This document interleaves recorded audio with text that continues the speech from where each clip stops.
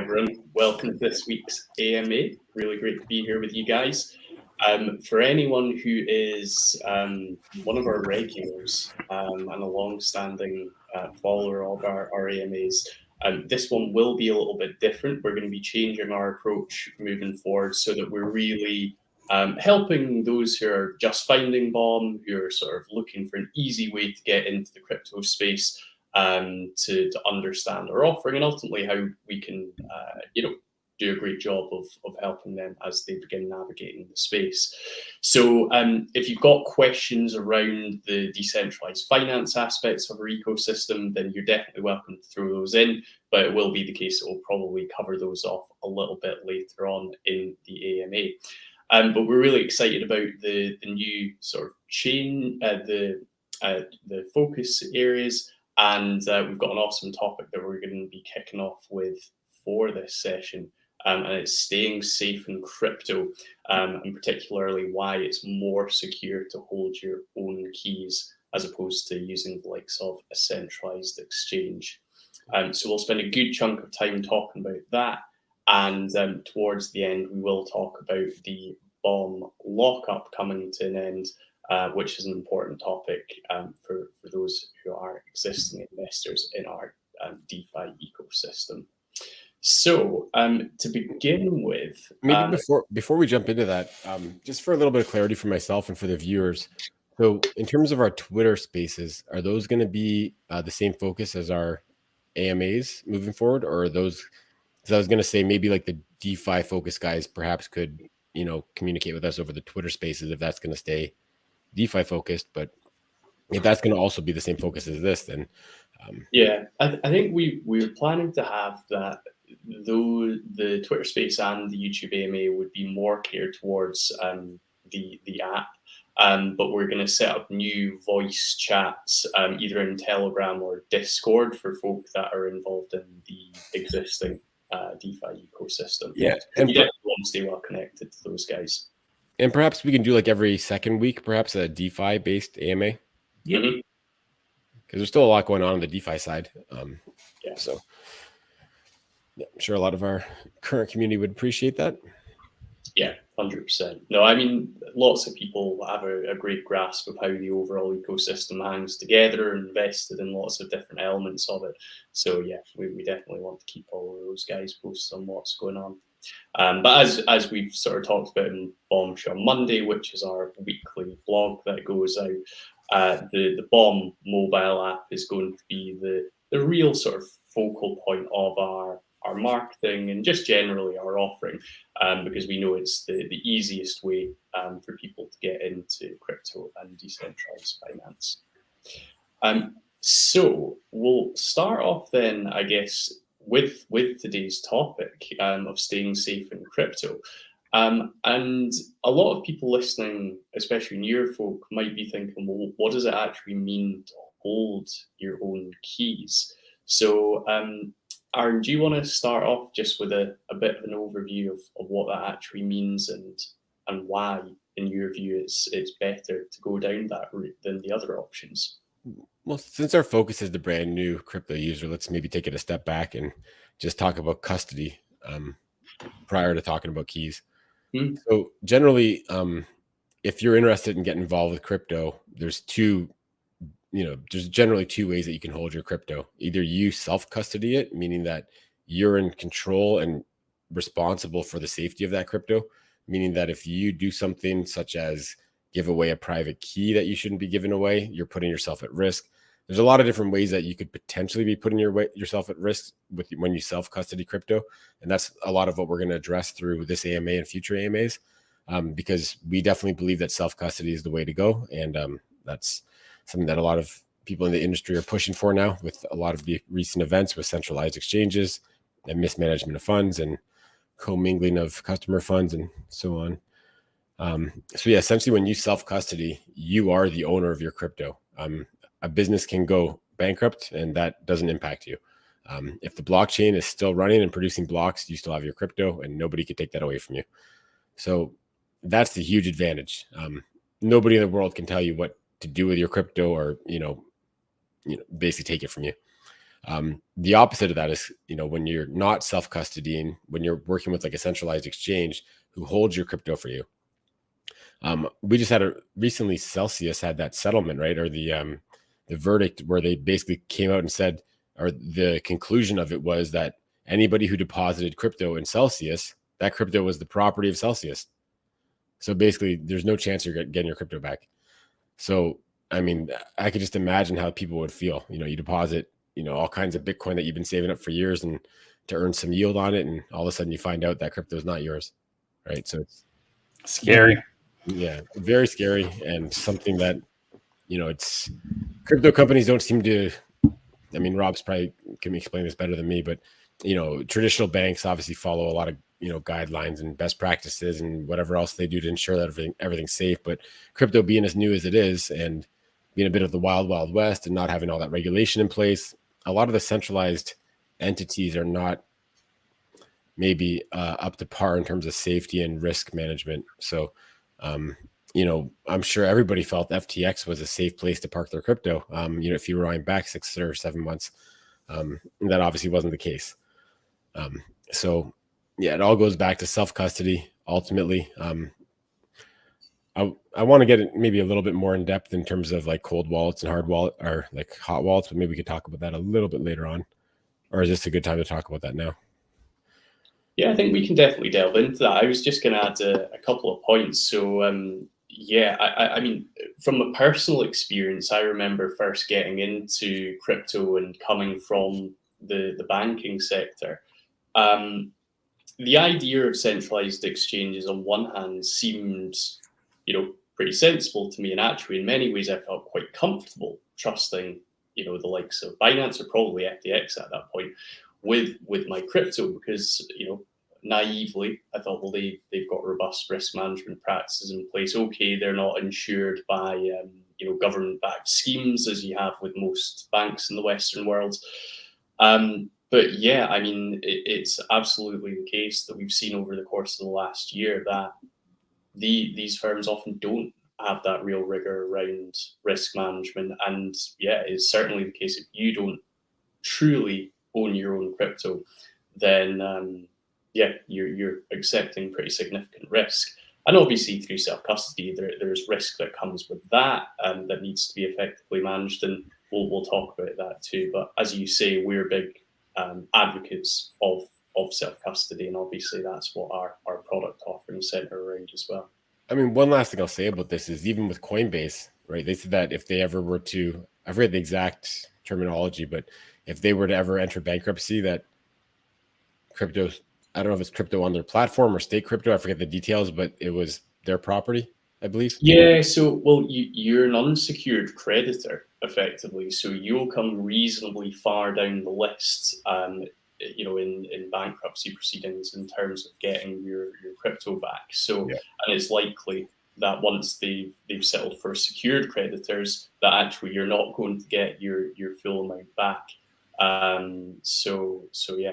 That's a major risk that you're taking on using a centralized exchange. Yeah, as a Canadian, I learned that lesson when I was first getting into crypto, and luckily I missed the initial part. But when I think one of the first big exchanges was Quadriga, the Canadian guy, and there's that whole murder mystery part of that as well. But basically, people had a whole bunch of Bitcoin on that exchange, and he was just managing it on a Mac on a spreadsheet, right? And then he apparently went to India and died, but nobody knows if he's actually dead, and nobody can access any of the funds. Paid off the guy for a death certificate, and yeah. So, there's some crazy things that can happen when you don't have your own crypto. As soon as you send your coins to somebody else, that's part of what we're going to be discussing is having that, having your own wallet and securing your crypto that way.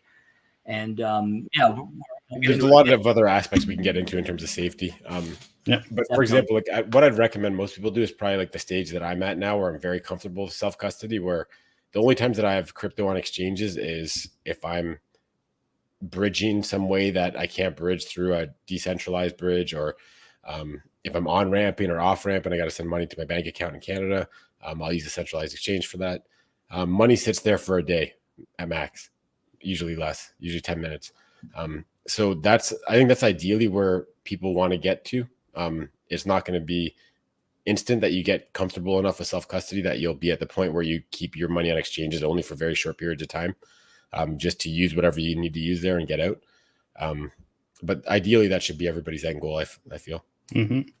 Totally agree. Because even with best intentions, like obviously we've seen companies like FTX this year that have had bad intentions, but even with good intentions in a lot of countries, sometimes if there's regulation that can come, governments could tell those places to seize accounts or just stop all. So if you don't have control over your own wallet, even with a company that does have good intentions, bad situations could happen. I mean, we could be talking edge cases, and the point is not to scare anyone, but to explain that, it's not just bad actors that can control and take your money away. Yeah. Sorry, I was just going to add one more point in saying that, even with banks, you've got to bear in mind that the same thing can apply. I mean, I had a situation just a few weeks ago where, a transaction was flagged and, my funds were, restricted for the course of a few days. And you sort of go, okay, absolutely understand that banks have to have strict controls in place, for AML reasons, etc. But nevertheless, it gives you a bit of a wake-up call to go, wow, this is actually scary that another entity can, prevent me from accessing my own funds. And clearly, in custody, that's a massive benefit because you are truly, truly in control. Yeah, no, I mean, not to mention the cheap fees of, transferring funds in via crypto as opposed to traditional finance. I mean, even Ethereum, the most expensive blockchain, even with gas pumping up lately with the price increases and the activity on the chain, I'm still sending Ether transactions for like $1.20, right? So it's very cheap, very quick, and that's on the slowest and most expensive network. So, yeah, absolutely. I was going to say, do you think it's a good time for story time for my little story of how to not be safe? Yeah, I think I know the story, so I think it definitely outlines some of the risks that you need to be mindful of. So yeah, let's do story time. Okay. All right. So, as everybody knows, I love to fork projects. Back in my earlier days before Bomb Money, I was playing around with a lot of the sushi swap stuff. So in terms of their DEX, their bento box, their what they call the Kashi lending borrowing protocol, where it's kind of like Compound, but they're isolated pairs. It's not really too important to the story. But anyways, I was very new at the time with developing, and I ended up doing an approval on this Kashi contract. And I didn't set the spender right when I did the approval. It wasn't like a website I was interacting with. I was doing this manually right into the contract. And I'd have to double check exactly what I did that caused the problem. But essentially, some guy figured out a way that as soon as I have BUSD in my wallet, the approval was there. He could transfer it out of my wallet right away. So the best thing that could have happened at that point is that I transferred like $100 into my wallet, and then I saw it got taken, and then I just removed the approval. That's not what happened though. So I'll share my screen and show you guys. So this is just, I believe, my wallet with, wait, no, there's not me. Oh, here it is. So let me zoom in a little bit. So here we are, 280 days ago, 9 hours ago. I transferred in 38,179 BUSD into my wallet, and that was me transferring that in. Block 177-04558 and out. Let's take a look at that. So the other one was 4558. So this was 2 blocks later. So 6 seconds later, after I transferred that BUSD in, this guy already had everything ready to go to take all that BUSD out of my wallet. So I was just dumbfounded. I was like, okay, the transfer went through. Where's my BUSD? But then after I did a bit of investigation, I figured out what the guy did, and I was really amazed like how smart this guy was to figure that out, to be honest. But yeah, it's a lesson that you have to be very careful about what you approve. Generally, if you use a trusted front end, you can generally trust the approvals there. So for example, like bomb swap.xyz, you can trust our approvals. If you go to PancakeSwap, you can trust the approvals on their router contract. You can look at the code to see that if you approve all your tokens to be able to be accessed by the router, it's still safe because you're the one that has to initiate that call. So, and again, like not everyone's a programmer to be able to look into those things, but generally any high profile protocol that's had audits and is widely used, very likely that's going to be a safe protocol to give an approval on. But that goes into something that I heard recently, where it's that, any wallet that you use where you do approvals and you interact with DeFi protocols, that should not be the wallet where you store large sums of crypto. That should be your DeFi wallet. And once you're done interacting with stuff, you can, for example, if you want to get into an auto vault, you can just send your auto vault receipt tokens to your, whether it be your cold storage or just your wallet that doesn't have any approvals on it, or your safer wallet essentially. And I think I'm going to start doing something really similar to that, just because just over the course of developing, and I want to test things. I do approvals on random stuff, and I mean I've gotten a lot better. Obviously, I know what I'm doing a lot more than I did back when I did that approval that cost me $40,000. But yeah, you got to be careful. Actually, another short story. This didn't happen to me, but one thing to be careful of, and this is kind of sorry to derail our flow here, but be really careful if somebody asks for gas money or somebody asks for a couple tokens for whatever reason. Think twice before you send it, because you never know. Well, you can check, but you don't know if you're sending to a wallet or a contract.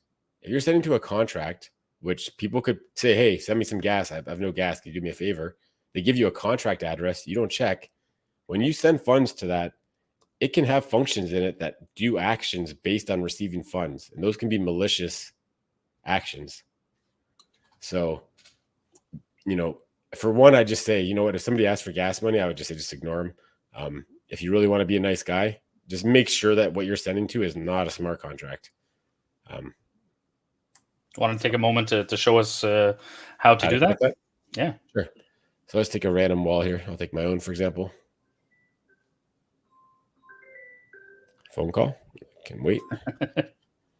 So let's take my own wallet and let's just throw it into BSC scan here.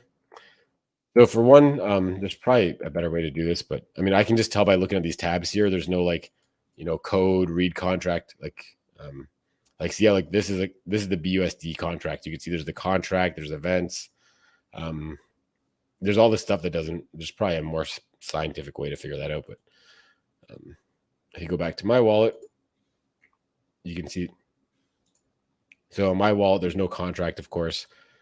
Again, there is probably a more surefire way to determine that, but essentially in the Explorer, it's fairly easy to determine here. If you scroll up right next to your address, it actually says address left of that. Oh, okay. And that actually says contract when it is a contract. So if you go back to the other one. Okay, so this one says token, but if I click here, okay, yeah, okay, that's a better way. Contract. Yeah, okay, that's a better way then. So yeah, I mean, if somebody asks for gas money and they give you a contract, something's fishy. Mm-hmm. And I just would ignore it. Yeah.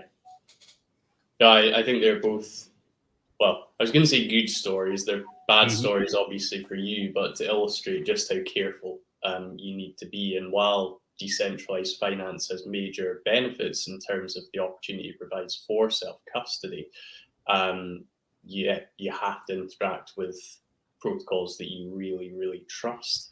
And clearly that's why with us at Bond Money, we're all doxed, we're out there, our faces are here, which can't be said for a number of DeFi protocols. So that's definitely something to be mindful of as well. Cool. Okay. Max is loving DGen story time. I'll try to lose another 100,000 for next week so I can give you a better one. Your keys, your Lambo. That's right. Yeah. Yeah, and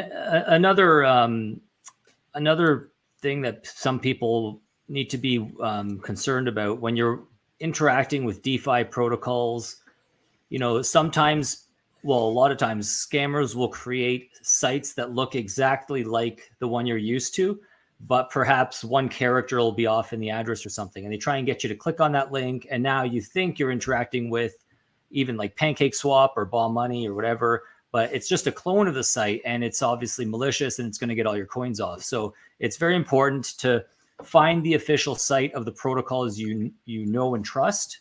If you go to bombmoney.com, you can link off to our actual DeFi protocols from there. But the easiest way, obviously, is going to be using the Bomb Money app. And so when you use an app like ours, everything's going to be encompassed within the app, and everything on there, is going to be safe. You're not going to be, people aren't able to clone something and put a scam thing on our app because we own the app. So that's one of the really big benefits of using something like the Bomb Money app to get into DeFi is that everything's going to be safe and trusted because it's all contained within the app. And within our ecosystem, and we control those things. So we would never send our users to anything that's not safe. So what I pulled up on my screen, actually, so I think this actually happened to Spirit Swap. Someone got a hold of their code for their front end, and it was a really simple thing that they changed. But basically what it happened is it caused all swaps, the output of the swap, to go to the hacker's wallet instead of the user's wallet. And what I just pulled up is just really how simple that was for them to do. So let's just say, a hacker gets control of the code that powers the Spirit Swap front end. So let's take a look at this one example. This is one of the many swap functions that you would use to swap tokens. So everything would be normal. But the only thing that they would change is they would just hard code the to address to the hacker's address instead of putting the user's address there. So probably like 1 or 2 lines of code they change. And all of a sudden, every single swap now goes to them as the output. And you don't know the difference, right? Like everything looks exactly normal to you, except for you don't have the tokens afterwards, right? And that's a bit different than what you were talking about, Marcus, because that was actually on their site because their code got, a malicious actor got a hold of their source code. So I'm not really sure even how to advise people how to protect against that. That's a very rare thing to happen. And probably Spirit Swap should probably reimburse people because that's 100% their fault if they allowed that to happen, because that source code should be secure and nobody should be able to deploy any malicious code to their prod environment. So, but yeah, a lot of things can happen. Yeah, absolutely. No, well, that's it. And obviously, Spirit Swap are, as far as we know, they're acting with good intent. So yeah, it does definitely demonstrate got to be very, very careful. So I think, as Marcus said, the benefit of our app is it's very contained in terms of what you can interact with. And you guys will know it's been vetted and is there. See, and you guys might be wondering, like, why is there even a to address on this function? Like, why wouldn't it just send the tokens to the person that calls the function? But I've learned, over the last year or so, it gives you a lot more flexibility to have these kind of inputs, because now you can have a smart contract call this on behalf of another user. Or you could this is, if you guys have ever seen, when you go to do a swap and it says switch the destination, switch who receives the tokens. I'll show you that real quick.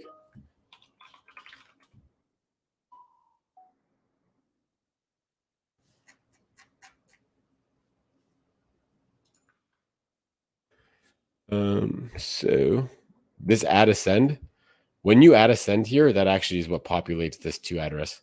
So, I mean, typically that'd be your own address, but if you want to send tokens to someone else, you could do it that way. Or in this case, Spirit Swap, they overwrote the hackers. So, but yeah, anyways, let's get back to not derailing the conversation.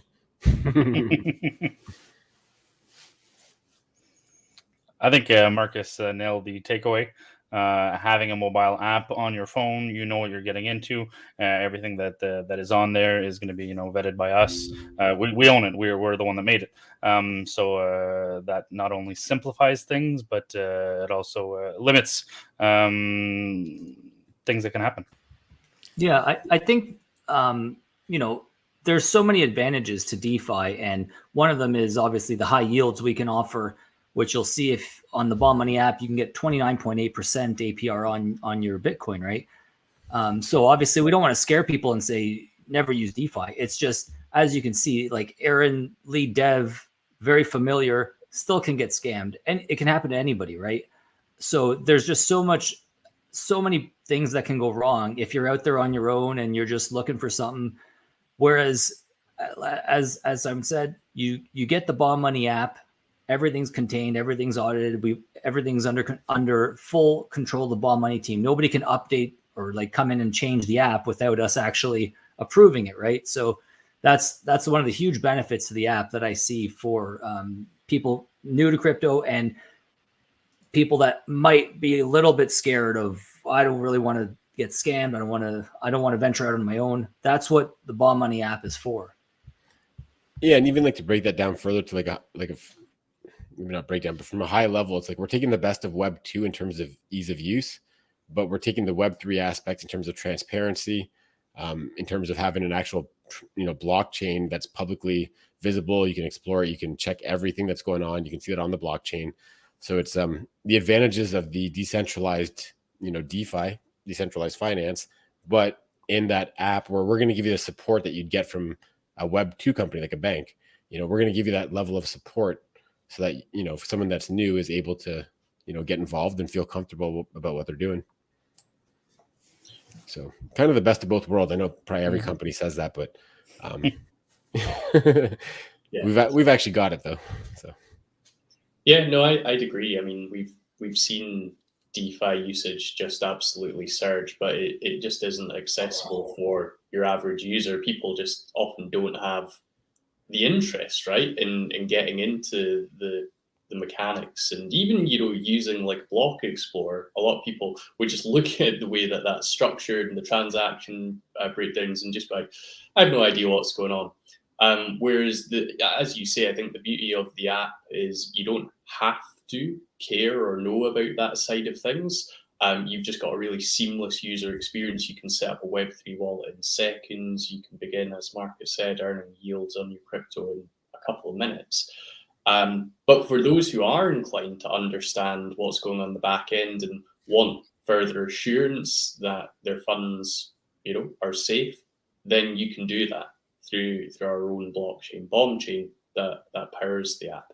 So we completely agree. We're kind of combining the best in terms of Web 2 and Web 3. I'm going to throw a comment up on the screen. Okay, go ahead.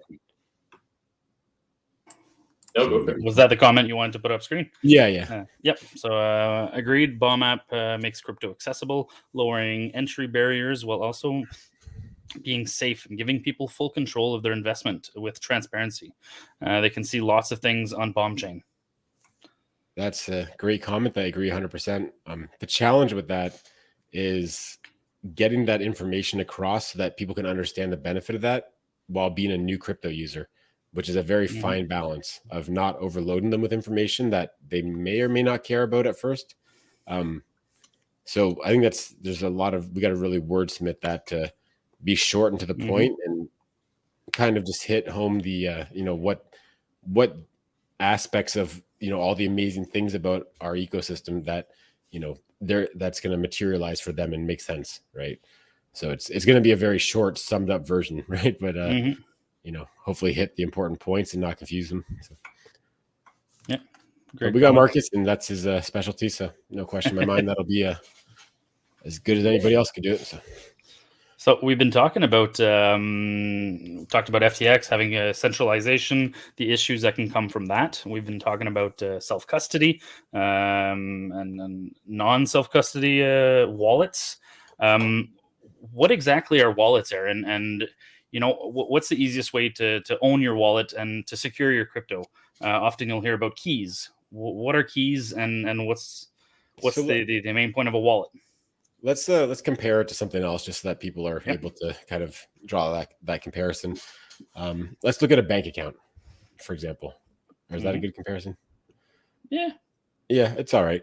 Okay, so with a bank account, you log in with your credentials, and then the bank is basically the one that controls the entire system, every aspect of it. If their server goes down, you can't log in. If they decide you can't access your account, you can't access it. A wallet is something that anybody can create. There's no requirements. You could be 5 years old. You could be 2 years old. You could be 100 years old. Doesn't make a difference. They don't care about your name, your email. They don't care about anything. Anybody could download a wallet app, create a wallet, and essentially you're good to go. Now that's your self-custody solution. So when you create that wallet, you're going to get a backup seed phrase that you're going to need to document. And, depending on how much assets you're holding, there's varying degrees that you can, of safety you can go in terms of safeguarding that seed phrase. But yeah, definitely with self-custody, that's the biggest thing really, is just safeguarding that seed phrase, ensuring that you don't give that out to anybody. The same with the private key. Maybe we could talk briefly about what the difference is between a seed phrase and private key, or that probably is not too important. I don't know. What do you guys think? You're muted, Simon. I think going into what a seed phrase is and why it's so important. I know a lot of our users, current users, probably know this, but a lot of people don't. And I think it's an important, something that's very important to understand. Yeah, so let's use the MetaMask flow. That's probably what most people are going to be using. So with MetaMask, when you install that extension on your browser, the first thing that's going to pop up is, do you want to create a new wallet, or do you want to import an existing wallet? So if you've already created a wallet in the past, it has some assets on it, you've already used this. If you want to continue using that, you just go import your wallet. You'll either copy in or type in your 6, 12, 18, 24 word seed phrase. Typically it's 12 or 24. So once you input that, then essentially your MetaMask will be set up and good to go with your first address associated with that seed phrase. I'll try not to make this too complicated, but that seed phrase can have many different wallets attached to it. For example, if you just go to MetaMask and you click add account, it's going to use that same seed phrase, but it's just going to make an account. Instead of account 0, it's going to be account 1, just because it starts counting from 0. But so yeah, you can, I don't know if there's any limit to that. I know for sure you can do 20. I'm not sure if you can keep going beyond that. But so you could have one seed phrase and then have numerous wallets that are separate wallets with separate private keys. Because the private key is separate from your seed phrase.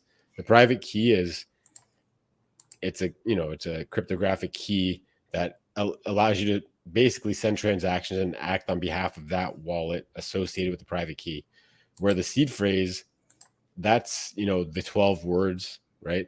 And that can give you access to all of the wallets associated with that core seed phrase, if that makes sense. Actually, maybe I could demo this real quick. Let me see if I have a. And just as you're, I got one. As you're about to demo that, just to warn people, because the topic here is staying safe in crypto, and it's one of the most important things. And lesson 1 in crypto, if you're holding your own wallet, is that nobody, for any reason, should ever request your seed phrase. Yep. So, for example, even us on Bomb Money, you're going to create your own wallet on the Bomb Money app. We would have no reason to ever ask for your seed phrase. If somebody does, they're impersonating us. It's a scammer. If anybody ever asks for a seed phrase, the only potential reason they would is they're going to take your wallet and deplete it. They're going to scam you. So that seed phrase, as Aaron said, when you can import that into anything. If I get your seed phrase, I can add your wallet to my MetaMask and I can take all the funds out of there. So basically just lesson 1, never give that to anybody. Not even your friends. No matter what the story is, people will come up with some great stories. So they'll try everything in the book, but bottom line is nobody ever needs to know your secret phrase or your private key or your seed phrase. Yeah. A very popular one is that you'll get an email from a fake customer support and they'll say, hey, we want to update your wallet to a new version or whatever the story is. Please input your seed phrase and we're going to secure your wallet for you, which obviously is a scam. But that's the thing. No matter who, even MetaMask support, nobody in the world would ever require a seed phrase. That's just for you. And that's the way to keep your wallet safe, is to keep that secure. All right. So I'm going to share. I just I recently downloaded Brave. I wanted to check it out to see what it was all about. So I know I just installed MetaMask there and some brand new MetaMask, so I can kind of demo this. If I can find it. Brave, there it is. All right. So far, I just deleted my old MetaMask just because I created a wallet there that was empty. So I deleted that just so I could start over from scratch. Add to Brave. Forgive me if I'm a bit of an amateur here. I've never really used Brave, although I assume it's pretty similar to the other ones. So you should see something like this when you get started. So if you're brand new to crypto, you're going to want to create a new wallet. So a lot of this information here, again, especially if you're new to crypto, you're going to want to read through this very thoroughly. You know, it's not like your typical terms and conditions where you can just disregard it and not care. This stuff is actually here to make sure that you don't lose any money, because they're telling you like the hard facts of never do this, do this. Like, it's very important information. And there's going to be a video coming up actually that is really worth watching too. Password, let's go. This is a video I recommend watching for anybody new. I actually have to admit I've never seen this myself, but I've heard it's a good video to talk about securing your wallet and seed phrases and stuff. So what you should do here as well is you should go secure my wallet, which is going to basically, what that does is it's going to make they're going to ensure that you wrote down your seed phrase, and they're going to make you basically put it back in the same order that you saw it, right? So let's just go show you what that looks like. I'm never going to use this wallet, so I don't care to expose this, but so basically what you would do here is you would just write this down on a piece of paper, engrave it in some metal. I don't know, do whatever you want with it. It's better not to keep this digitally. So even though there's a copy to clipboard option and you could paste it in a Word document or something, or, you know, whatever, it's generally not a good idea. Or just, it is not a good idea. I mean, I suppose if your computer is one of those like crypto only computers that's not connected to the internet, maybe it's okay then, but even still, I'd probably prefer to not have a digital copy of it. So there is our seed phrase. I'm going to see if I can cheat here and just copy that and see if it's going to let me paste. Oh, no, it's not. All right. So I'm just going to paste that in Notepad and fill in the blanks. Evoke. Do as we say, not as we do. This is just for demo purposes. Yeah, never, ever, ever do what I'm doing right now. I'm just. But this is just to show the process, and these are the words that basically connect you to your account. And it's kind of like your password. Yeah, so all I did there is I just pasted the 12 words in like a notepad, and I just basically looked at that and compared it and filled in the blanks. So now that that's set up, now you've got your MetaMask all set up, and I'll just go over to my extensions and pin that. So this is how you can access your MetaMask wallet. Let's go over to maybe Bomb Swap, for example. This is a really good way to add bomb chain to your wallet. Actually, there's a couple really good ways. Chainlist.org is really good too. So we just look here for bomb chain ID 2300. Good to go. I'm actually not going to add this because I want to add it through. So this does fully work. It's all accurate info, but I'm going to do it through Bomb Swap just to show you guys. Oops, that's not it. Well, I'll add this anyways because this is a brand new wallet, so it's only got Ethereum.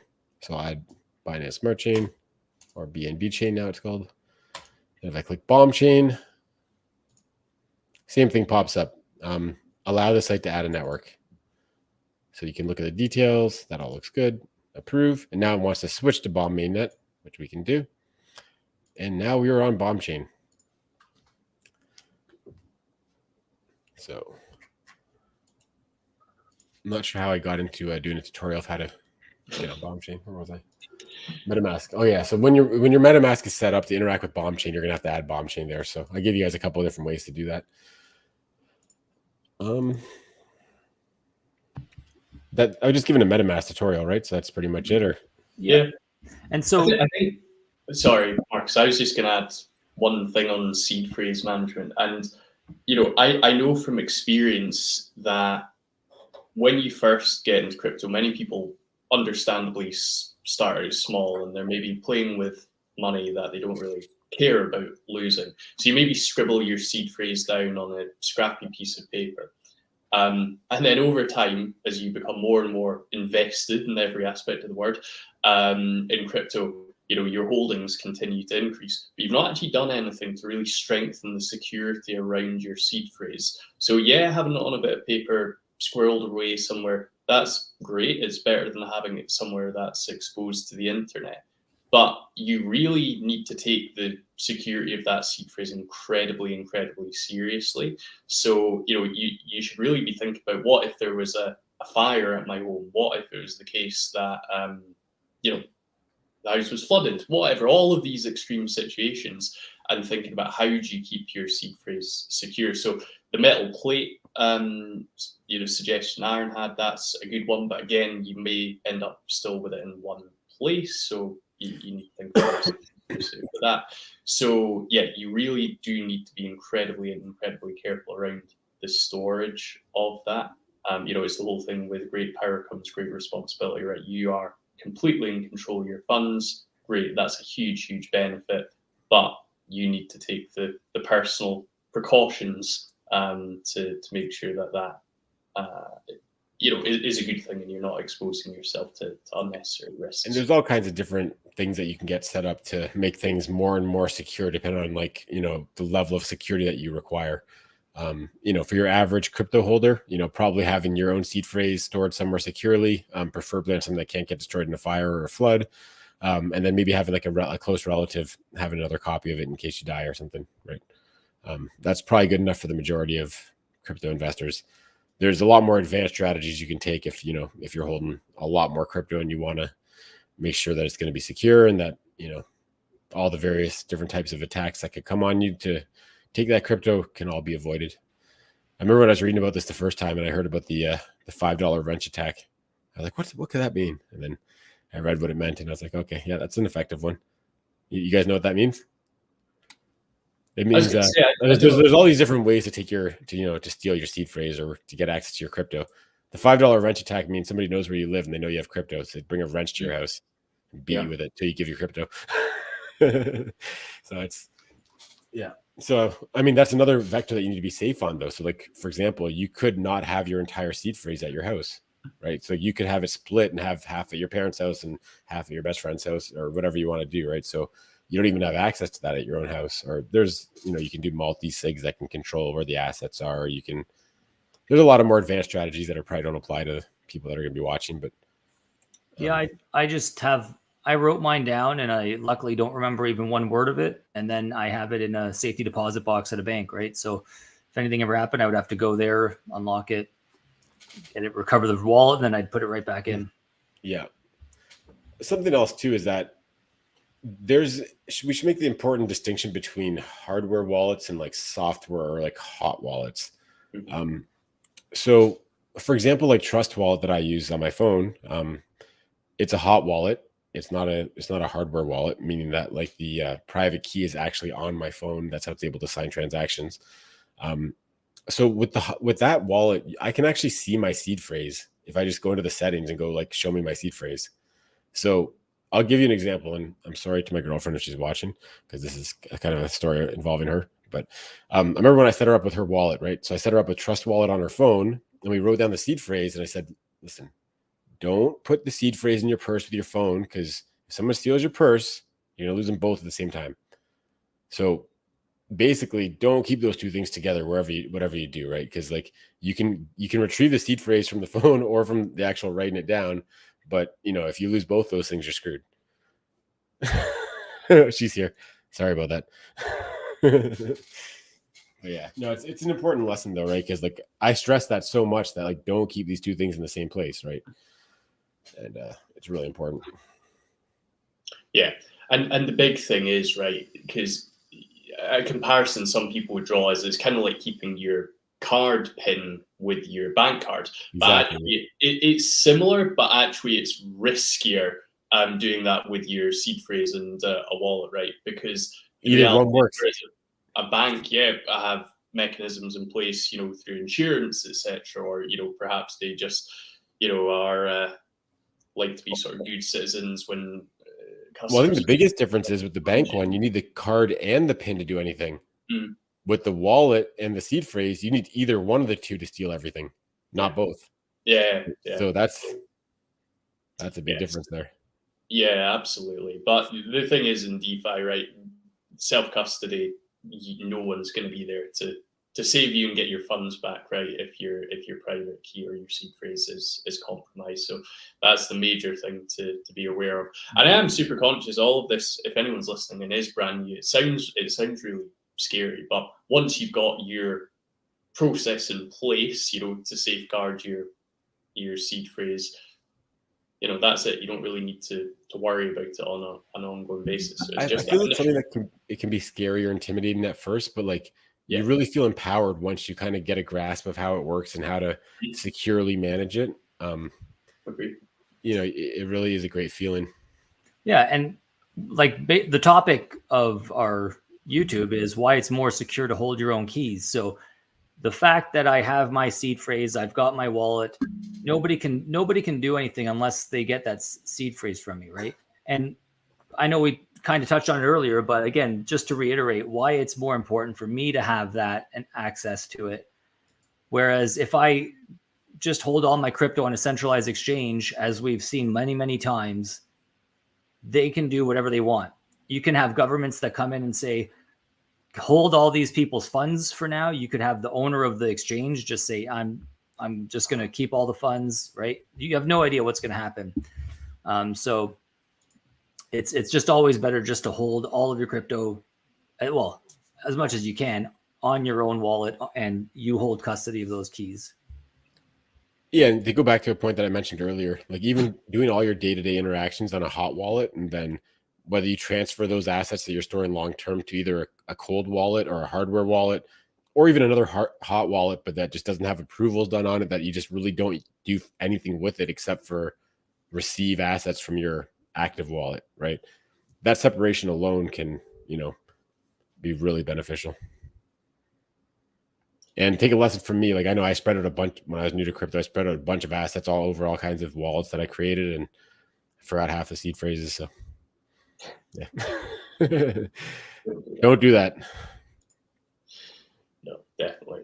But yeah, I mean, we've kind of touched on it a few times, but just to sort of reiterate, so the Bomb Money mobile app, the real focus is making the setup of a Web3 wallet just so seamless. So it's literally in the space of one click, and the Android app is already out, so you'll be able to find that on the Google Play Store, or if you head to bomb.app, there's a download link there.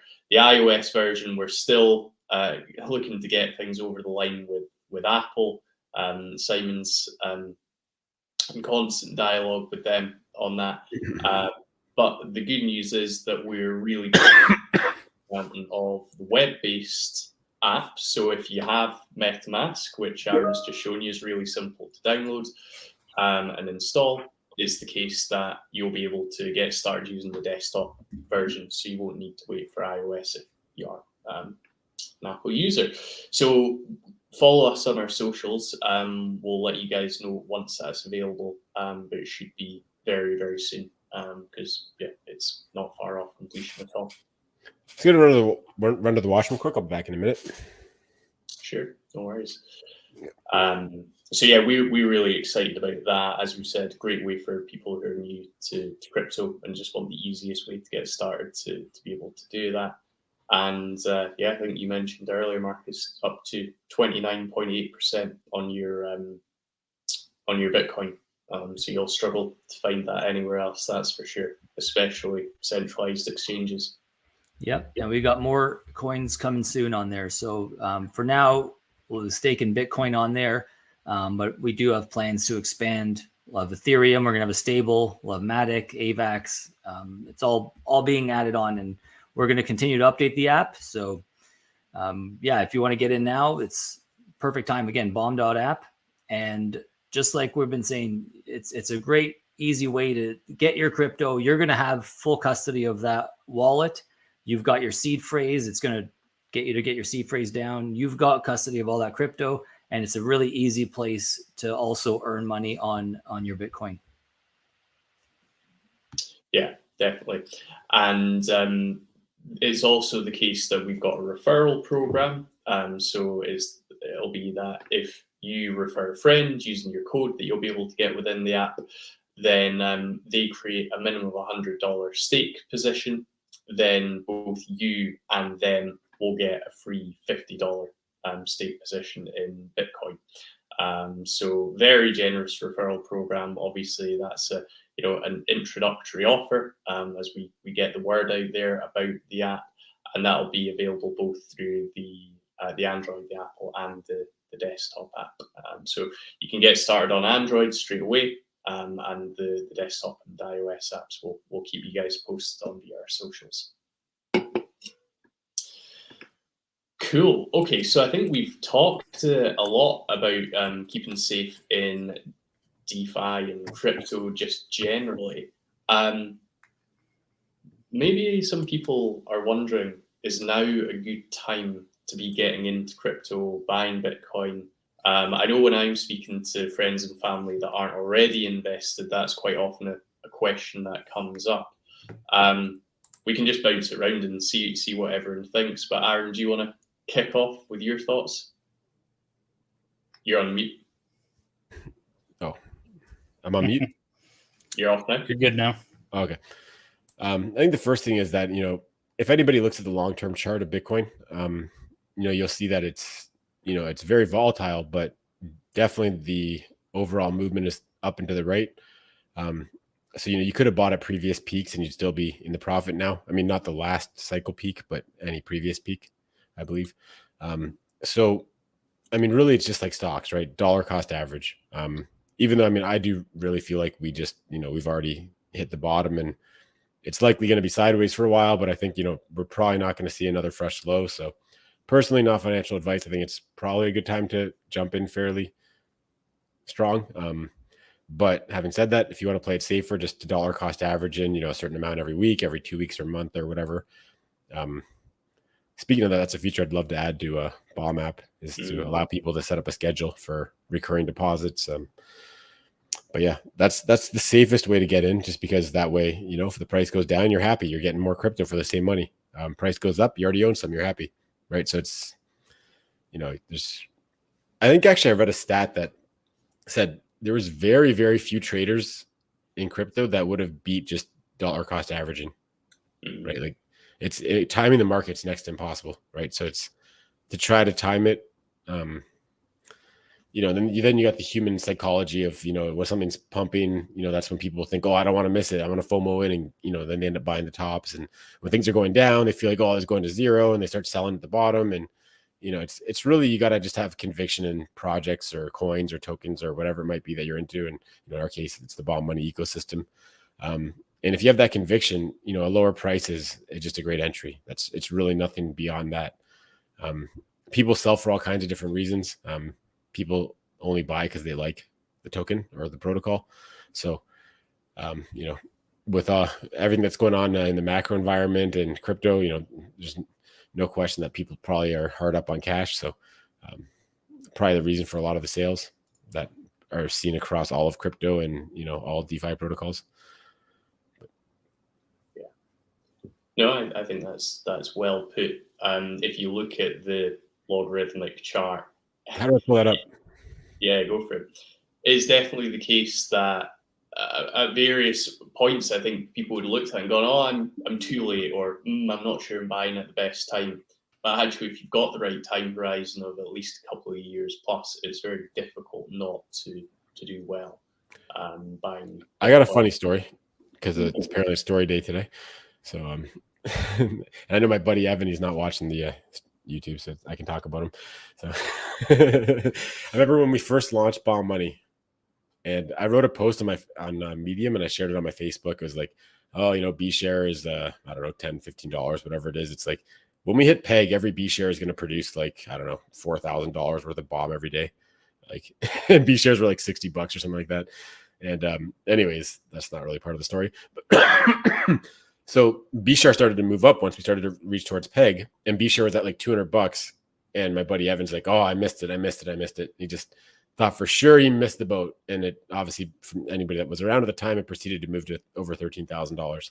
So, just because something's made a bit of a move doesn't mean it's, you missed the boat on it necessarily. Yeah, right. No, it's a great example. But that's it. That's the power of DCAing, right? Because it takes out the guesswork to some extent. Is this the rainbow you were looking for, Rob? Yeah, that works. The key thing is the long-term trend is up and to the right, and there have been significant drawdowns throughout where you'd be like, oh God, have I made the right decision? But actually, if you zoom out, like look at $1,000 down to under 200. Mm-hmm. Yeah, I mean, there's been some extreme drawdowns, but I mean, it's always recovered and surpassed previous highs. Yeah, absolutely. And, a lot of people, I think, at the moment are sort of asking themselves that question around, has the market bottomed? and no one really knows, right? I mean, I think there's a strong argument that it has, but no one truly knows. So again, that's why DCing it is a good strategy. And it's like, last market cycle at 6,000, I think a lot of people thought we'd seen the bottom, and then further drawdown to 3K, and people that bought at 6,000 were like, oh god, what have I done? But then the price sold at 3. Yeah, but then actually, of course, price pumped to just shy of 70K. So those that bought at 6K are still significantly, or would have been significantly in profit, and still are, even with the major pullback that we've seen. So yeah, I know for our experienced community members that are listening, they'll be going, yeah, of course. But this is the sort of thing that many who are new to the space just don't understand. So I think a visual like what we've got on the screen is just awesome. Really but I mean, even if you look at this, if you say, okay, let's say like in my opinion, a worst case scenario, this is even probably beyond a worst case scenario, but let's say BTC drops to 10K. Yeah. In the grand scheme of things on this chart, that would mean that this black line drops down to here. Like, is that really that troubling in the long-term price movement history? Like, no, right? Like, I mean, it would kind of break the trend a little bit, but I mean, it's still, the general direction is still the same. And a drop to 10K, it wouldn't really generally change much of this overall, right? So, I mean, I really don't see a drop to 10K happening, but it shows that the fundamentals and the overall long-term price movement would still look fine, even if that did happen. So yeah, dollar cost averaging, you don't really care if it goes up or down. You just know that, you're thinking that in the future, Bitcoin is going to be 1 million, 2 million, 100 million, who knows? But, the more that you buy and the better price you can get, the better. So, it's been proven the best way to do that is just to buy at regular intervals. And even with all the crazy stuff going in the world, and you've got people like just targeting Bitcoin and crypto and trying to bring it down, and it's still holding strong, and institutional investment in it is generally growing. So I don't, I see 100K within the next year or two personally. I agree. And, I agree with a lot of the experts that said, hey, like last year we had so many catastrophic events that anybody who didn't sell through all those events, they're not selling. Like what else could happen? Every bad event that you could possibly imagine and a couple extra already happened last year. Yeah. Right. So the sellers are gone. They'll be rushing back in soon, and that's how we'll hit that 100K. But not financial advice, but yeah. Yeah. No, definitely. I mean, that's the thing. I mean, no one truly knows, right? So if you've got a strategy and you stick to it, and as we say, you've got the right time horizon, then yeah, certainly based on history, you would do well from that. I mean, based on the history, it's beneficial if it goes to 10K before it pumps. Mm-hmm. Right? I mean, history shows it's going to go to 100K. So if it stops at 10K on the way, that's better. 100%. Except for my long leverage positions. But yeah. That's another story. Do you say you've got another story? Sorry. No, I said that's a whole different story. Okay. Yeah. Totally. Yeah. Cool. No, I think that was useful though, just to answer that question of is now a good time to get into Bitcoin. So yeah, hopefully that's been useful. We are going to talk a little bit about some of a major thing that's been going on in our DeFi ecosystem for more advanced users around the bomb unlock bonus. But yeah, have you guys got anything you want to add before we move on to that, just around the topic of staying safe in crypto? I mean, I think our whole team and community is full of experts. So if you're ever in doubt about anything, just head over to our Telegram, shoot us a message, and let one of our admins that you see in our Telegram write you, or you can engage one of the known admins in our Telegram in a private conversation if it's a private matter, or if the advice you don't want to be public. But yeah, no, we're more than happy to look at whatever you're trying to do and say, hey, no, that looks really fishy, stay away from that, or no, that's really reputable, you can trust that, or even just general questions that aren't about safety of a protocol.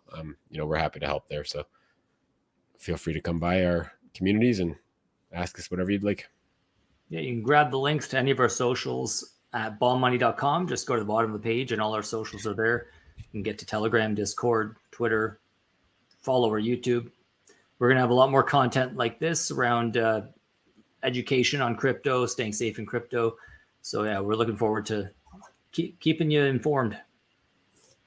Yep. So I guess since we're going to transition over to talking to DeFi, everyone that was here for the mobile app and the more basic stuff, that's getting new to crypto.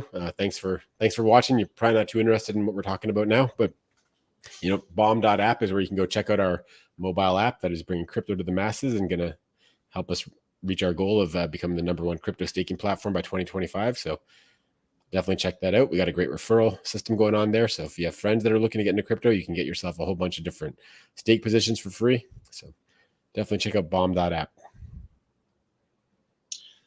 Awesome.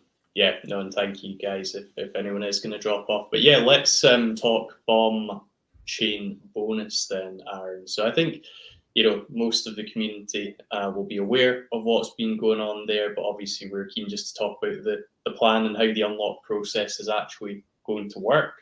So I can get technical now. Mm-hmm. All right. I'm really proud of this contract, so I'll show some of the stuff off. Well, I guess first, should we outline the program, like exactly how it's working? I think a reminder of that would be helpful, yeah. Yeah, I don't know if you guys are probably familiar with that. If you guys want to just let them know while I pull up all the info here. Yeah, sure. So just as a reminder, it was the case that, in celebration of bomb chain launching, everyone was able to take advantage of the bomb lock offer where you could get a maximum opportunity to 3x your bomb stack for locking it up for 90 days. We're now coming to the first batch of folk coming to the end of that 90 days and therefore unlocking their bomb. Due to various factors that we've outlined in previous videos, we've had to take a slightly different approach to the unlock. Our objective, though, was to make sure that, one, we made sure we gave everyone the opportunity to get everything that we committed to through the bomb lock offer, but also making sure that we keep the ecosystem as healthy as possible for everyone that's involved. So to do that, we came up with two options. So one was that you get all of your bomb back that you initially deposited. You'll get all of the bomb swap tokens, which was the tokens we talked about in airdrop for. We're actually doing it in a slightly different way, but it doesn't change the fact you'll get all of your bomb swap tokens, but you'll forfeit your bonus bomb. And unfortunately, that's just a product of the health of the ecosystem, and we would essentially create huge problems for bomb chain that would impact all of our users. So as we've said in videos previously, we are obviously disappointed that that's the case, but it wouldn't be right for anyone if we were to sort of plow ahead with the full unlock. Let me add a little bit to that. Yeah. So I know option one doesn't seem very appealing because obviously you've locked, bomb up for 3 months in anticipation of getting a big bonus. But the real actual problem potentially that was going to happen is that our bridge contract, that's where bomb comes from BSC and heads over to bomb chain. Now, if we're issuing, 1 million bomb, let's say on bomb chain that didn't come from BSC, there's going to be 1 million bomb on bomb chain that has the potential to be bridged back to BSC, but we can only bridge bomb back to BSC up to however much bomb was bridged over to bomb chain, because the bomb that's bridged to bomb chain sits in that contract on BSC, holding that bomb ready to release it when it gets bridged back. So if we went with our original plan, we would have been unleashing like 1.8 million bomb on the open market immediately. And there wouldn't have been anywhere near that much bomb to bridge off of bomb chain. So, not everyone's going to keep all their bomb on bomb chain. We have to plan for the worst just to make sure that we can avoid potential catastrophic situations in the future. So the catastrophic situation that we're avoiding is that the bridge runs dry. And just to give you guys an example of how bad that is like, imagine you're a brand new app user, let's say, you bridge some bomb over, you do whatever you're doing, and now you want to bridge a bit of bomb off, and all of a sudden you can't because the bridge is dry. But you bridged 1,000 bomb over, you only want to bridge a couple hundred out or whatever, and you can't even do that, right? Like that would make me never want to use a chain ever again. right? So that is a situation that we just cannot have happen. So we have to make sure the bridge always has bomb to be able to bridge out, which is very easy for us to do as long as we don't issue bomb basically out of thin air on bomb chain. But that's essentially what we're doing with this promo, which is why all the extra safeguards are in place. And again, this is only because we didn't, reach peg, and this bomb was supposed to come from the boardroom. So, as much as I did say the protocol would borrow bomb until the boardroom's printing, that was kind of meant around like if we haven't printed enough by the time that unlocks happen, not if we're at 0.3 peg or point whatever we're at right now, and without a single print between then and now, right? So that's obviously a situation we didn't really plan for. And, after some thinking, we realized how catastrophic it would be if the bridge ran out of bomb. So we really had our hands tied for this one. We came up with what we think is really beneficial for the users. I bet you a lot of our users that locked up bomb are probably going to come out more advantageous with option 2 than if we gave them all the bomb up front, because they probably go dump it with everybody else that, is dropping the price right now. And, in the farm, it's one of the things I'm about to show you guys, some cool stats that the contract spits out is, you're earning on that position the entire time that you have it. So it's vested for 6 months. So as soon as actually, I'll just demo this real quick. I can't fully demo it just because I don't have a demo user to actually call the functions on. But just before that, Aaron, should we quickly outline what option 2 is, just so people who yeah, definitely, are kind of aware of that context? Do you want to do that or me? Yeah, feel free. You go for it. Yep. Okay, so option 2, what that is, and it's already been programmed into the smart contract, although it is an upgradable contract, so we can change things at any time if we want to or need to. So option 2, what we're doing is, and let's take an example. Let me pull up a Word document. Share that just so I can write some stuff down.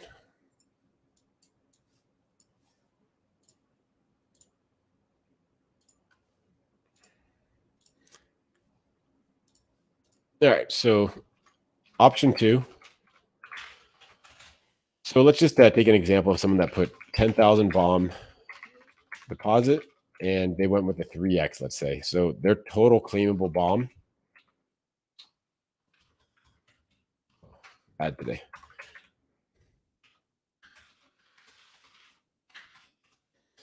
So 30,000 bomb total claimable. So with option 2, what we would do is we would first initial bomb deposited, that'd be 10,000 in this case. We immediately send half, 5K in this example, to the user. So you're getting back half. So if you deposited 10,000 bomb, you're immediately getting 5,000 bomb back. We send bomb swap to you based on how much bomb you deposited versus the entire bomb that was deposited. So if you deposited 5% of the bomb of all bomb that was deposited, you'll get 5% of the 5,000 bomb swap. We send bomb swap at the same time based on your bomb deposits. Total.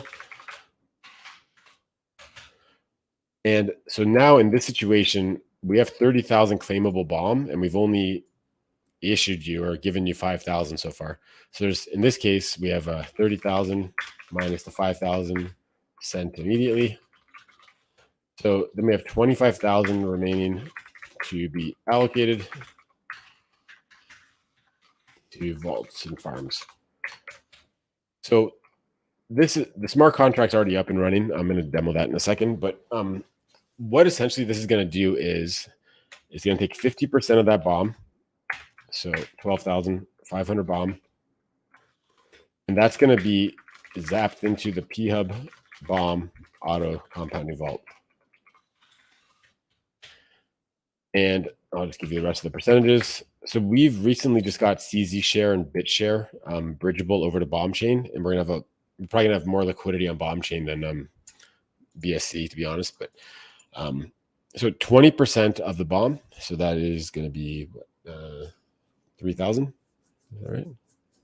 25,000. 5K. 5K. Oh yeah, that's right. Yeah.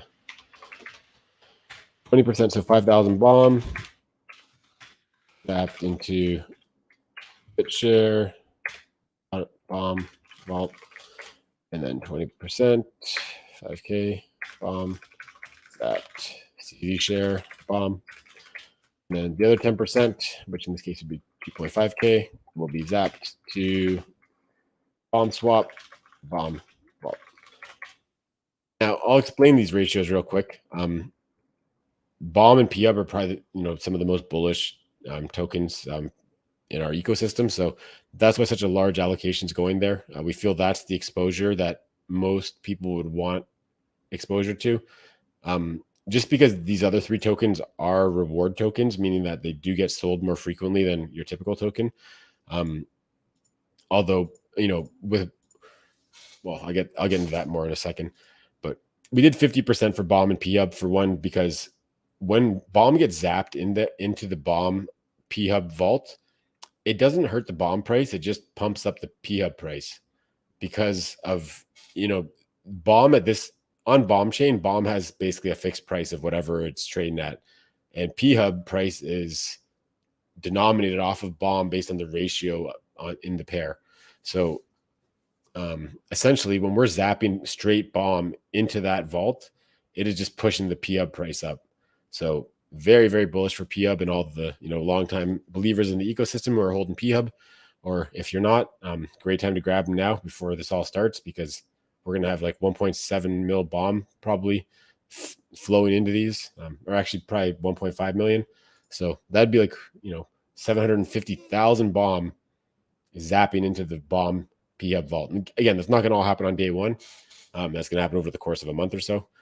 But that is a lot of bomb being zapped in there. So that's going to be really great for all the PUB holders out there. And these other three, BitShare and CZ are dirt cheap right now. There's no question in our mind that those protocols are going to be pegging very soon. Those share tokens easily go into the thousands once, we're reliably pegging. Not financial advice, but that's just typically what happens. So great tokens to have exposure to. And the other side benefit of that is these are going to be getting, almost half as much as, the bomb PUB vault is getting. So that's still a ton of bomb being zapped into these two vaults, right? So in this example, it'd be 5,000 bomb. And that's for someone that has 30,000 bomb total claimable, which a lot of people have more than that. So that's a lot of bomb. That's going to pump up the price of our share tokens, which even though this is on bomb chain, people will arb between bomb chain and BSC. So a higher price on bomb chain is going to equal a higher price on BSC, which is going to be higher APRs for our farms, which is going to make the DeFi guys happy and maybe want to jump in prior to them pegging.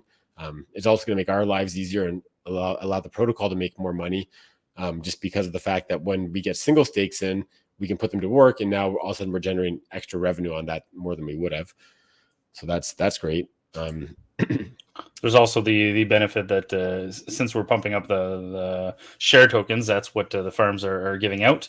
So any farms that you still have on those protocols, they're going to be getting more rewards because the APR is going to be higher. Wasn't that the point that I just said? Kind of. Well, you were benefiting the future. We're going to be attracting more inflows, but also your own bags that you already have. That's going to be pumped as well. Yep. There's one more thing. Sorry. The PUB buybacks will be bigger with bigger share tokens. Mhm. So not only is PUB getting jacked up in all the zap-ins, but higher price BitShare and CZ share are going to equate to our buybacks getting back to where they used to be, or better, which I can't wait for that. It's going to be hard to buy PUB in the future, I'm telling you. Not financial advice. And then the bomb swap. So the reason that this got a smaller allocation, I feel like this is a really important one for the protocol and for incentivizing our farms, because on bomb chain, this is currently the only token that's incentivizing farms. So the price of that appreciating is beneficial for everybody, including all the people that are taking option 2, because that's bomb swap is what's paying those rewards to all your vaults. So, we felt that, for one, I think, bomb swap has such a low emission rate that I think that once our 3x bonus emission stops in the future, like this is a token that could really buck the trend from these DEX tokens. It could really appreciate in value. just because of the scarcity of it, right? Like we're only going to be emitting like 200 a day versus some that are doing like 40 million, I don't know, stupid numbers every day. So this is a token that easily could have a high price attached to it in the future. Right now it's hovering around like $1, right? So it's, as much as it is an emissions token, they do generally trend towards zero. We feel that this is a different situation from that. And also that farm does get a ton of rewards too to keep it nice and pumped up. So, but yeah, no, I think it's a really balanced breakdown. It's the people that would have locked Bomb and had faith in Bomb Chain and everything that we're doing. They should really like, at the very least 90% of where the funds are going. And hopefully they can understand the benefit to themselves and the whole ecosystem and protocols to have, Bomb Swap get some love there with that last 10%. And again, with the scarcity of it, I think it's something that could appreciate in value quite substantially. Yeah. So that's option 2 in way more detail than Rob wanted. It was a good overview. And, that's the white paper, not the overview. What's that? That's the white paper, not the overview. Yeah, true.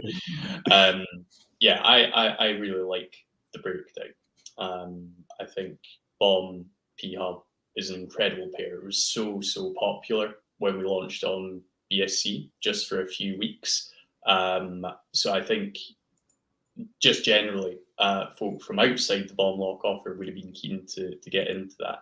And yeah, there's a whole host of benefits that I'll not recap because you did a great job chatting through. But yeah, you want to show off some of the contracts? Yeah, I want to show some cool stuff off. Yeah. So I made a couple of demo users just to test the functionality. This is a really tough one to test locally or on a test net because I have to interact with vaults and I have to interact with vault zappers and all kinds of stuff that doesn't really exist on the test nets.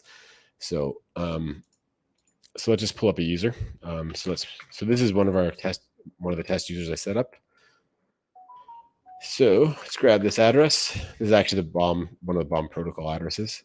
So if we go user stats, this is going to look like a whole bunch of jumbled garbage to everybody, but I'll just quickly explain what it's going to do. So this will all be displayed nicely in our website, but for all 4 of the vaults, this is the stats for one vault. This is for the next vault. But basically, like this is producing some pretty cool stats that we can show you guys on the front end. So basically what we're doing here is we're saying, okay, at the time that you selected option 2, this is how many LP tokens you were given by zapping in.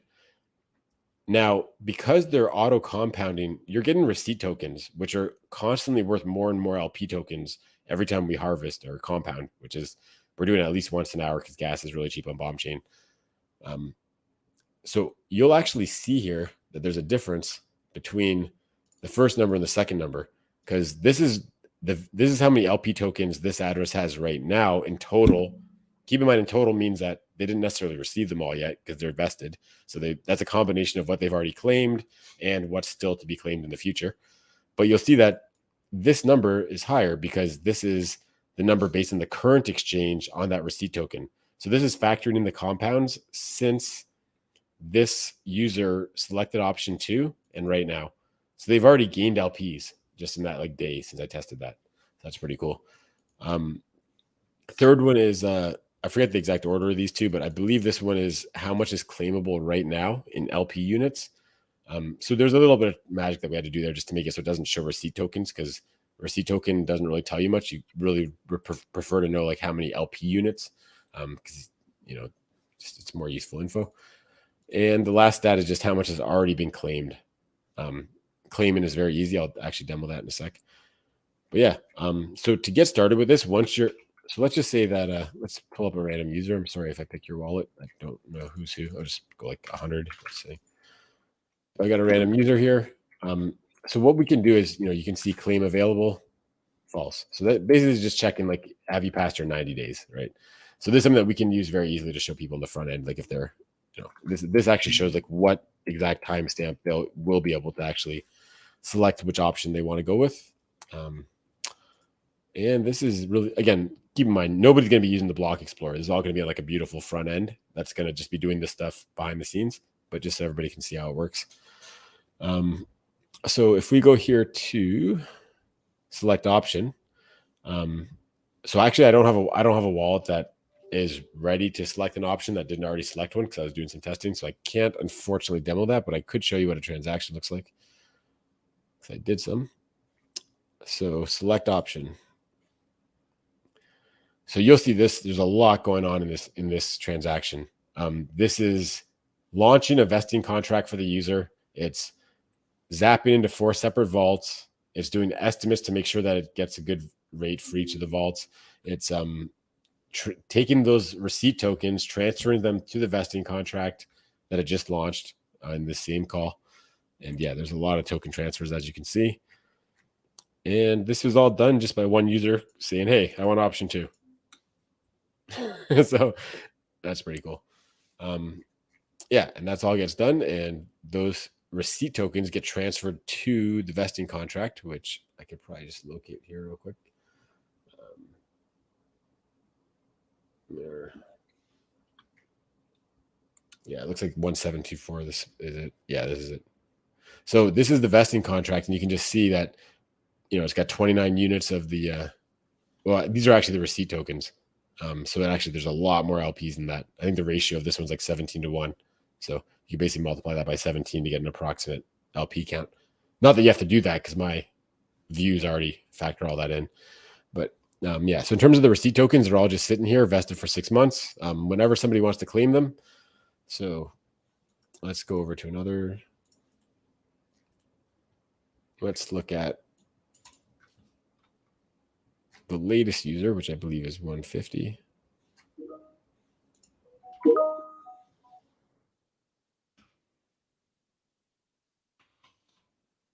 Oops. Yeah, I'm just about done with this. Is it 150? Oh, I'm putting it in the wrong spot. Sorry. Okay, so this is our latest. This is my test user that I created. So this user has a vest. They have tokens that are vesting. So actually, if we go to user stats here, just to show you guys real quick. So there's quite a few tokens that are claimable right now. So I'm just going to go and actually claim these tokens. Anybody can call this because it doesn't do anything bad. It sends the tokens to the user that it's supposed to send them to. So anybody can do this. I thought anybody could do this. Release tokens. Is that the right address?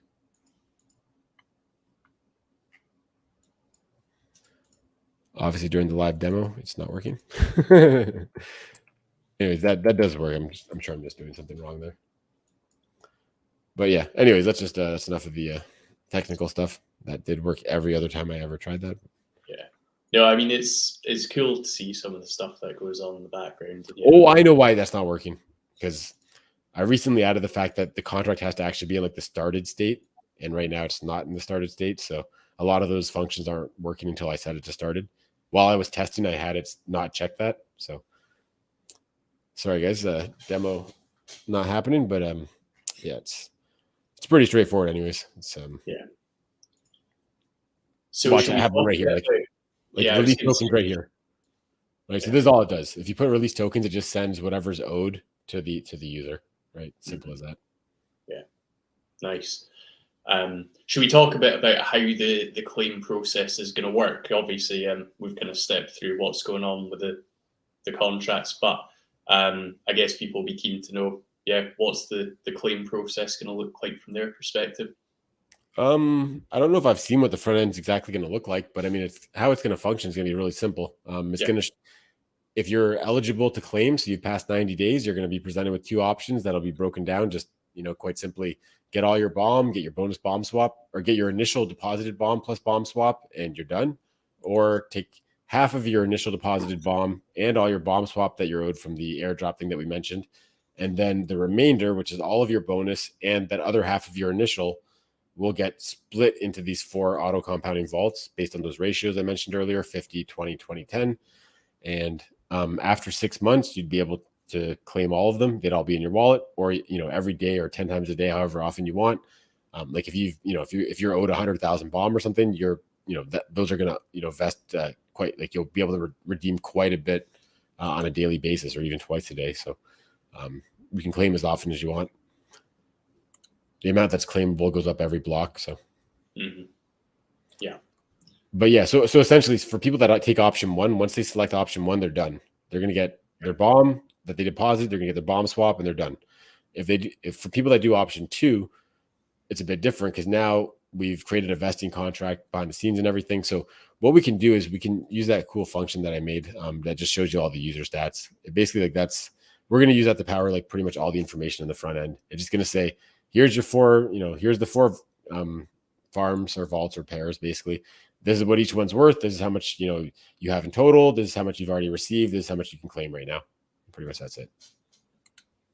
Yeah, nice. But yeah, it'll definitely be nice and simple. It'll look really nice, but yeah, but it's the good stats. It all starts from the source. So we got that down pat now. So yeah, and we've already got BitShare, CZ Share, bridgeable on the Anchor bridge as well. So if you want to get some on Bomb Chain, you can already do that.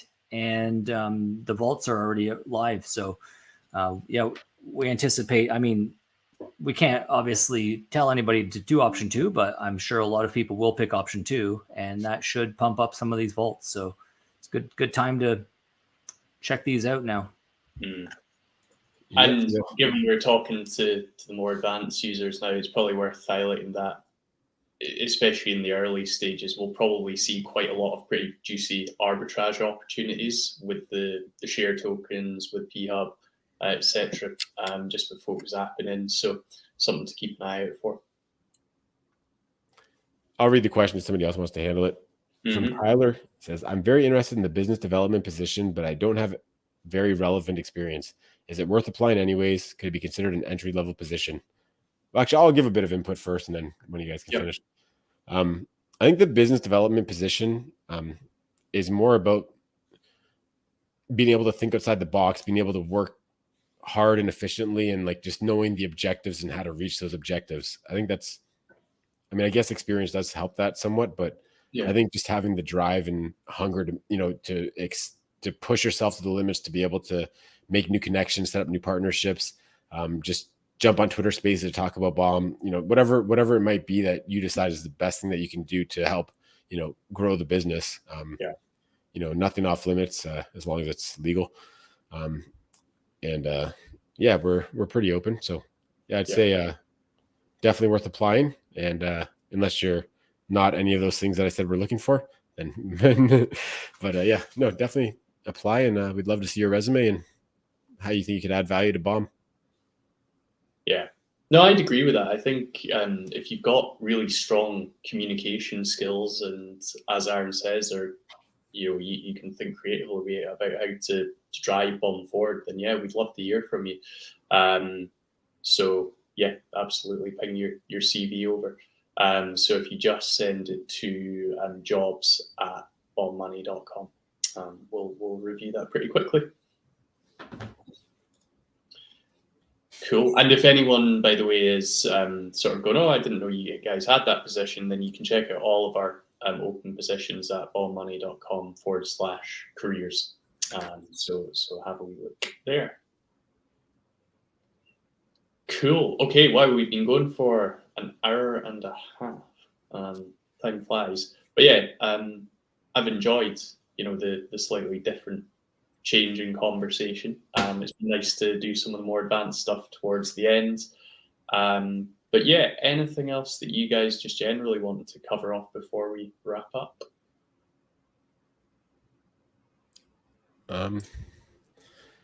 Nope.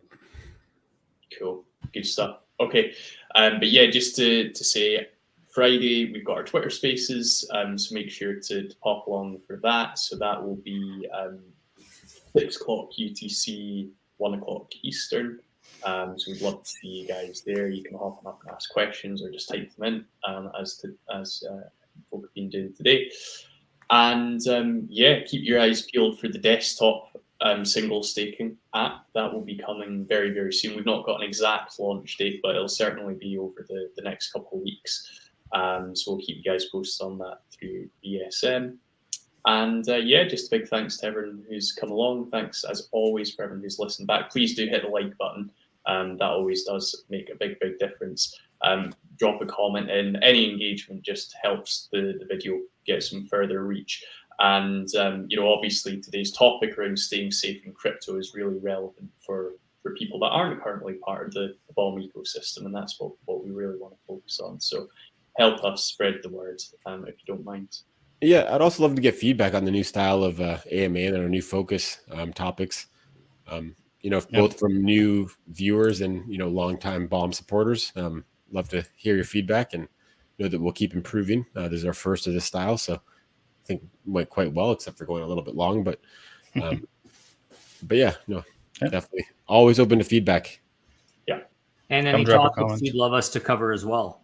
If you've got something you're interested in, something you're interested in learning, or you just want us to chat about, because we're having, as you see, it's more of a conversational AMA, but we're all learning together, and we want to educate our audience. And so if you've got anything you want us to talk about, it's a great opportunity to let us know.